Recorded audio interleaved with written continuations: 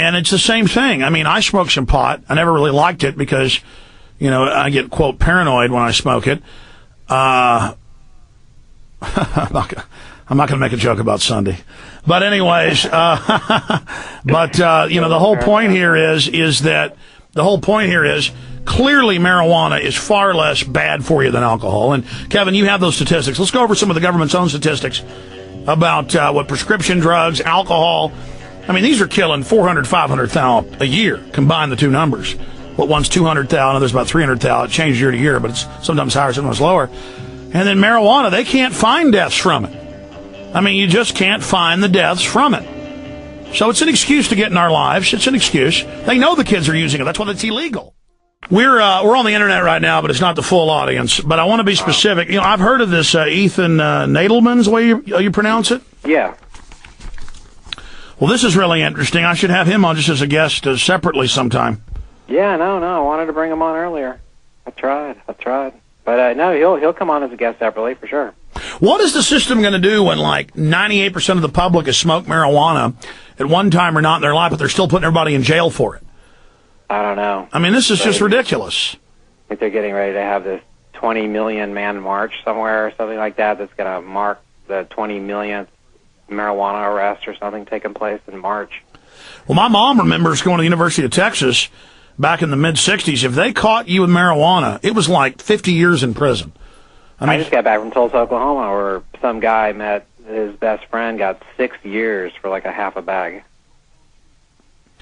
Meanwhile, it's really in the histories that they grew tons of not just hemp for rope and sails and cloth, but they grew the type of marijuana that actually has THC in it all over the colonies. They exported it all over the world. And that for stomach aches, all the same things it's medically used for today, that was one of the apothecaries. They gave to the barbers or the doctors, but barbers were like, for those watching, kind of like mainline, general, kind of like a nurse that you'd go to. Then they had doctors that were, few and far between. But that was one of their favorite remedies was marijuana. And you can go read online. They've got copies of the old manuals where it talks about, have them smoke the bud, the sexual organ of the plant. That has the better effect. Smoke it. And then you can read where, even when he was president, you see George Washington's doctors for toothaches saying, smoke this in your pipe, inhale it. That's it. George Washington, jail time, over. Arrest him. It's the one, listen, you basically, I guess you could say God left us with three categories. You've got cocaine, and then you've got the poppy opiates, and then you got the THC drugs. Now, we could get the more powerful ones that can kill you, that can shut down your breathing, that could stop your heart. Those things are legal. You can get those through a prescription, have been forever. You get dental surgery, they give you liquid cocaine, you get your tonsils out, liquid cocaine, pharmaceutical grade. Opiate derivatives, that's everything from Vicodin to Tylenol 3 to all the way to OxyContin. All of that's the whole opium-based category. And then you move into the cannabis thing, and they're like, oh, we got this Marinol pill, or it's like taking one would be like, it's nothing. Well, remember Rush Limbaugh over and over again said he would defend those cocaine laws against blacks, where if it was crack cocaine, you get 20 years, but if it was a lawyer with powdered cocaine, you get a month or whatever, or probation. Right. And Limbaugh still defends that, even though he was caught taking 100-plus OxyContins a day. And what's even more ridiculous about that law is that powdered cocaine is 4 times stronger than crack, as far as like how much cocaine in it. Crack is actually like poor man's coke. It's actually kind of like a ripoff, really. They mix it with baking soda, and it actually has very little cocaine in it. I know it's addictive, but it's just. But that's what makes it classic. It's actually weaker. Well, the CIA had the design, the recipe on that, and they put it out. They put it out on the street. So just problem, reaction, solution. A lot of people say that the CIA got the recipe, though, from just hanging around in the streets of, Bogota and stuff, where they have. Have you heard of this thing where they freebase marijuana? It like heats. What's that called? A vaporizer? Yeah, that's not freebasing. Well, I know it's not freebasing cocaine, but I'm saying it's similar. Well, but that's vaporizing a plant. We're going back to the full audience. I understand that. Here we go.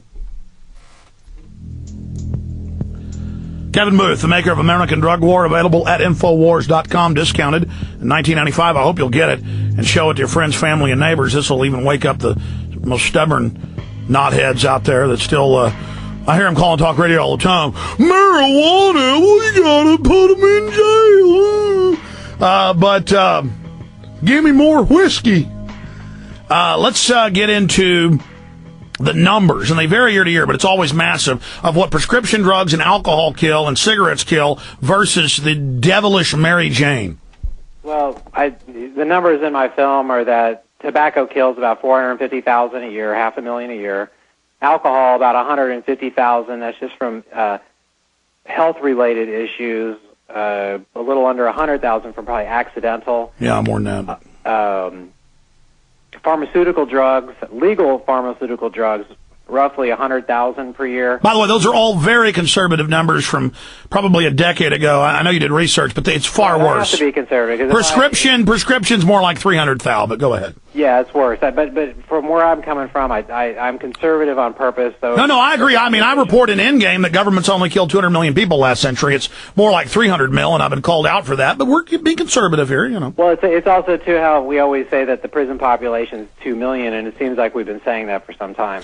Yeah, it's really 4 million behind bars, about 3 million on probation. Yeah, that sounds more like it. You know, and then marijuana, basically, it is physically impossible for marijuana to shut down your heart or to stop your respiration. If somebody could physically, you couldn't smoke enough to OD. Suppose like you melted it down into some substance and you drank it down and like cough syrup, 10 pounds of marijuana.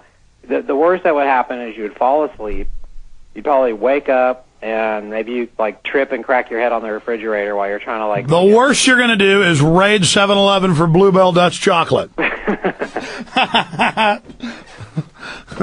Yep. Oh my God. It's like this. I go to Trader Joe's here. They've got this cherry chocolate. Forget about it. I'm hooked. Hey, what's this vaporizer way they're smoking weed now? That just heats it up. It's a way of so it's not so much smoke, but vapor, and it's better for your lungs. It just puts it in this superheated chamber, and then a lot of these higher-end vaporizers, what it does is it shoots the vapor into a plastic bag, and then you inhale the vapor from the plastic bag.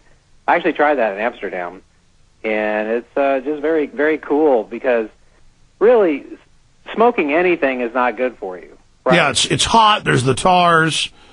Right. So, Parches your that's why, throat. like, people use water pipes and all those type of things. It's all about trying to cool the smoke and not having this hot burning thing. The ultra weed heads now supposedly have those big vaporizers, but in a room, like a chamber. Yeah. I mean, you could buy all kinds of stuff, and it's big business, big business. I'll tell you what's big business right now is these this fake urine, synthetic urine. And there's things called the Whizzinator. You ever seen a Whizzinator? And that's to get around the drug test, right? Yeah. I'm not going to explain what it is over the radio here, but people can Google Whizzinator. Well, explain what the Whizzinator is. We're just trying to find out here. You want me to explain it?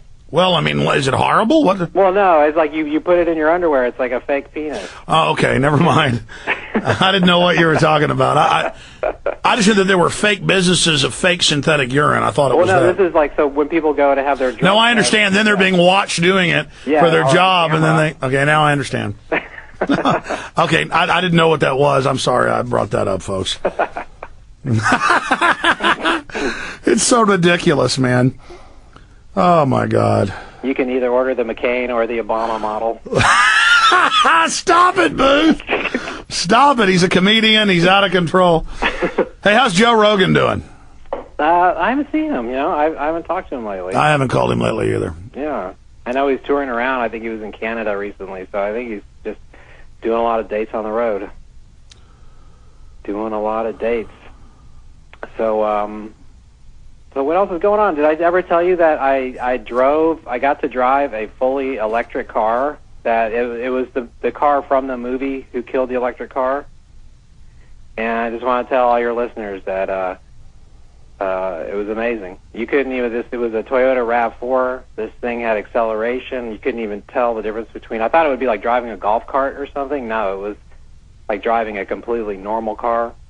about a range of 90 miles. But you can't have that. Al-Qaeda is behind all the alternative energy.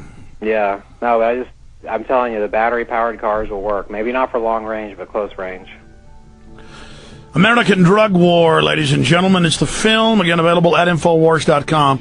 You know, I get on the phone with Kevin doing radio, and it's like I'm on the phone just screwing around here. But that's interesting radio. Everything's going to hell in a handbasket. You know, they'll put you in jail for marijuana, but they put deadly sodium fluoride in your water. And ice cream, children's ice cream mandrake. Oh, my gosh. We'll be right back. Got a surprise guest, Ethan Nadelman, joining us.